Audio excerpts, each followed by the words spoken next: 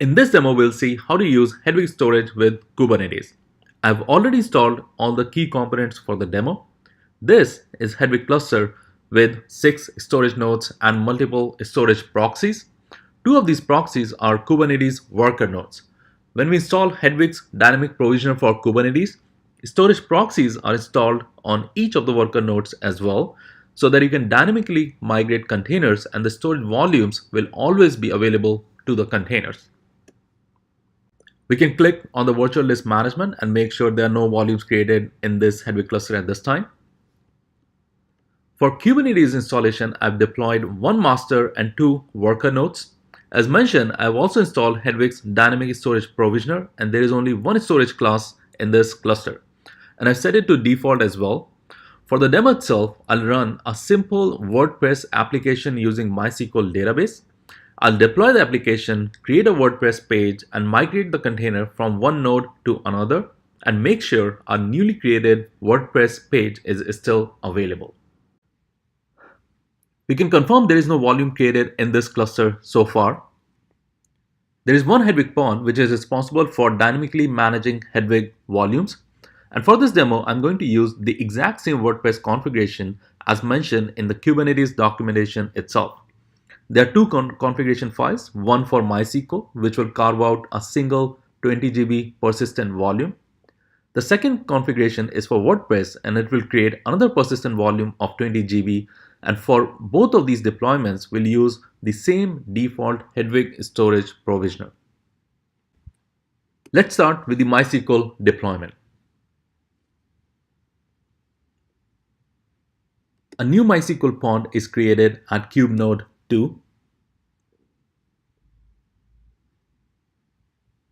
A new persistent volume claim is created using Hedvig's dynamic provisioner.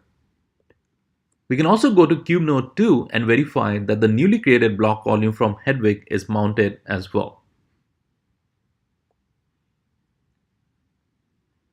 We can also confirm, as you can see using Hedvig UI, that our new 20 GB volume is created and both Kubernetes worker nodes have access to it.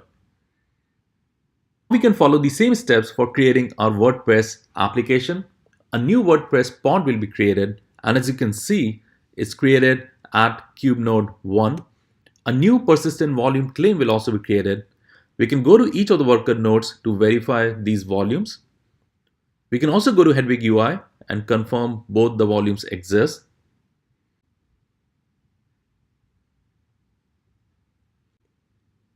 We can now move on to creating a new WordPress page. First, I'll extract the IP and port needed to access the WordPress application. We will start with the WordPress installation itself.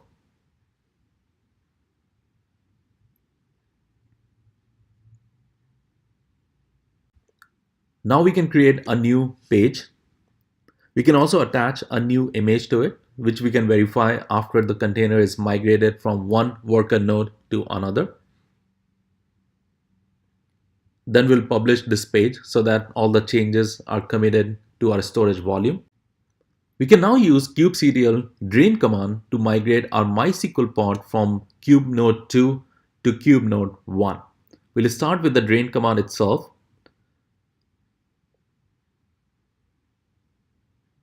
Now I can simply delete the pod, and Kubernetes will create a new MySQL pod using kubenode 1.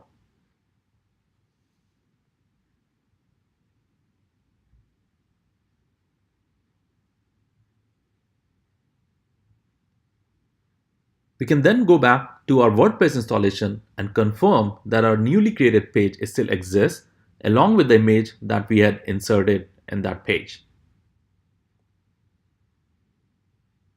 To wrap up, we'll use uncordon command to start using kubenode 2 again. This concludes our simple Kubernetes demo using Hedvig's dynamic storage provisioner.